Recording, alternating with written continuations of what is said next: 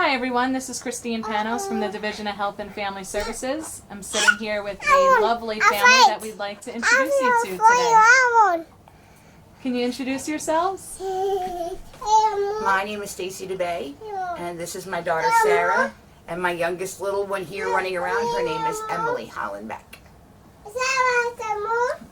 Thank you for sitting with us here today. I'd like to ask you some questions. Sure. How long have you been a foster parent? We started about 9 years ago, and we had hoped to adopt, and found out that takes a little while. So in the meantime, we've had a couple dozen children in and out of our house, and it's been amazing. Wow. And what made you decide to become a foster parent? With so many kids that need help, and I know we have room, and we have the time, and we have the love for them all, and they complete me. They complete my life. Lovely. And how has your experience been throughout these last 9 years? I wouldn't change a thing. The goodbyes are very hard, but they're always bittersweet because the kids are going back with mom and dad or a grandparent, which is what we want. And so we cry an awful lot when we say goodbye. But the little bit of tears that you have are always overshadowed by this incredible amount of memory you have from just these amazing moments. And they've just filled my life with these moments of fun stuff and humor and memories. It's been amazing. I wouldn't change a thing. And Emily, you adopted. Yes. Can you tell us as much as you can about her and how old she was when she came to you? And Sure. She came to us right after she was born, straight from the hospital, and we adopted her about a month and a half ago. So she was with us for a couple of years. We didn't know if she was going to stay or not, so we went with the same attitude of, guard your heart very carefully, which is hard with her. And because of COVID, we got to meet virtually the birth parents, and they were lovely. And we got to spend time with them virtually while they spent time watching their little girl. And as time passed, the one of the parents had realized that he surrendered his rights, so she could be free for us to adopt her. And then a few months later, the other parent did the same.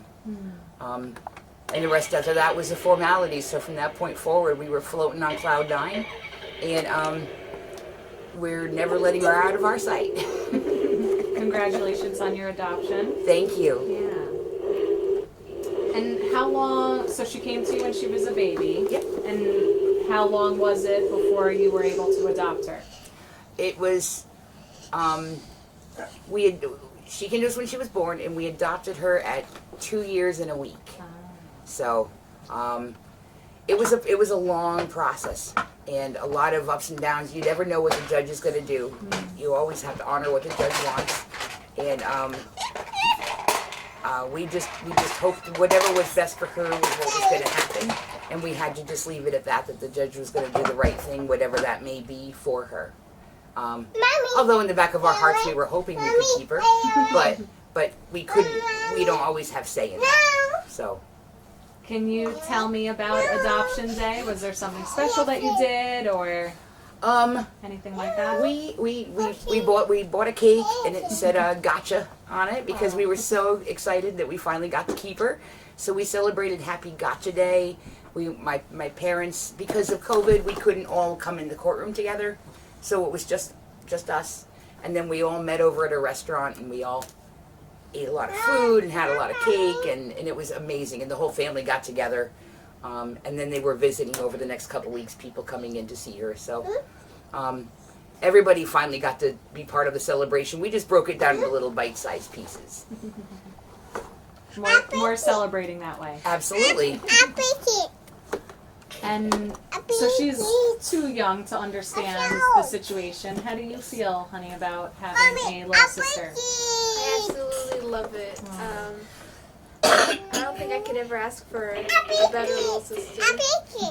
You can teach her things and show her things, right? Yeah. Yeah. Stacy, did anything feel different for you after you finally signed those adoption papers? It actually is different because the whole time when you're a foster parent, you're guarding your heart. Excuse me. You're guarding your heart, so you're you're still a little tiny bit of you is always removed.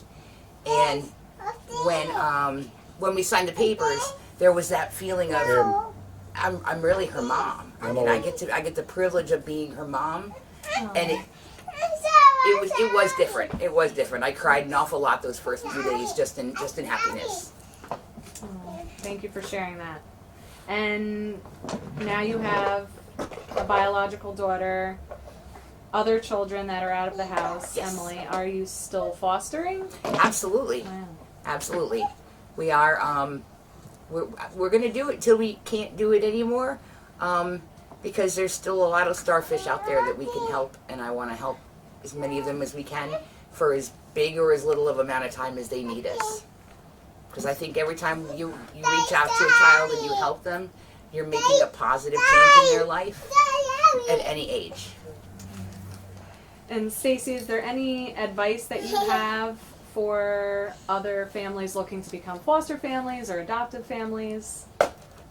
If it's in your heart to do it, and if you've got the time and you've got a place for somebody to sleep, kids don't need a lot.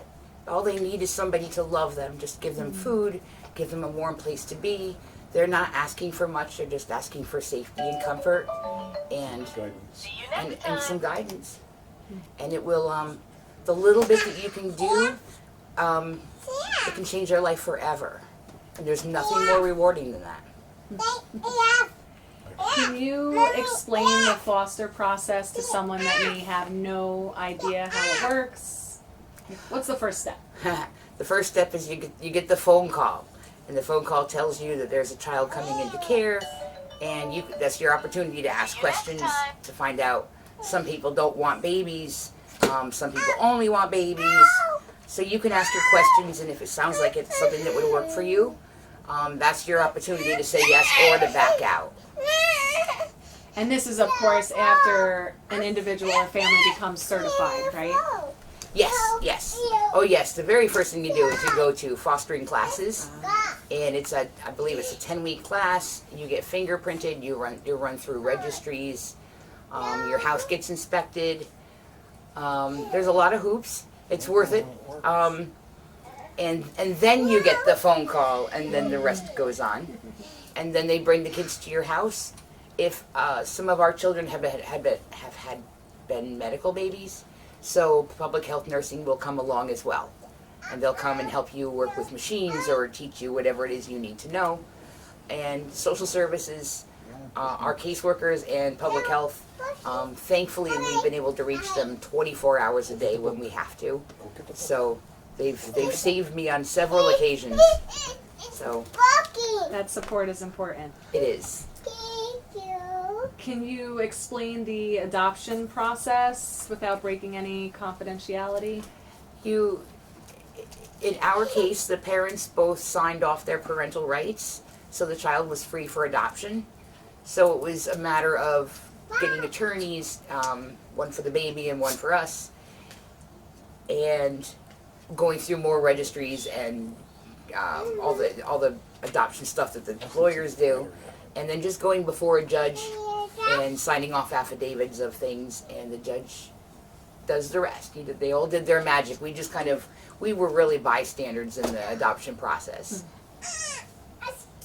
Out of all the placements you've ever had, is there a specific one that stands out to you? This one, Yeah? this one, well, I'm prejudiced because, we've always wanted to adopt, and she came through. But from the moment she came to our house, I always felt like, this is the one, this is the one. And we always whisper, is this the one? But this one, it just felt right. And so yeah, I'm prejudiced, but this is my fight. This is my lucky charm. And you said it from day one as well. I know. out of all the years you've been fostering, have there been any low times, and how did you handle them? The hardest part of fostering. The hardest part of fostering is saying goodbye. When you've had somebody in your house for 2 weeks or 6 months or longer, they become part of your family. The minute that they walk in the door, they're yours. I mean, sort of yours. They're part of your family. And when they go home, it's just devastating. There's a big hollow place where they were supposed to be. So you cry for a couple days. You're kind of sad and mopey for a couple days. But that's what I was talking about before. Then you start to remember some of the funny stuff they did and the funny stuff they said. And little by little, all of those good things overpower the sadness. And eventually you forget how sad you were, and you're just left with a heart full of these amazing memories. And the impact that you made on. Absolutely, and they made on us. Yeah. They fulfill our lives, they help us as much as we help them. Is there anything else you'd like to share with us about fostering, adoption? Is there anything you would like to say? I think a really hard part about fostering is not knowing how the kids are going to react. Like, let's say how their parents are. You don't know how they're going to react towards like being social or Hollenbeck family, thank you so much for sitting here with us today, letting us come into your home, interview you, and sharing your story with us.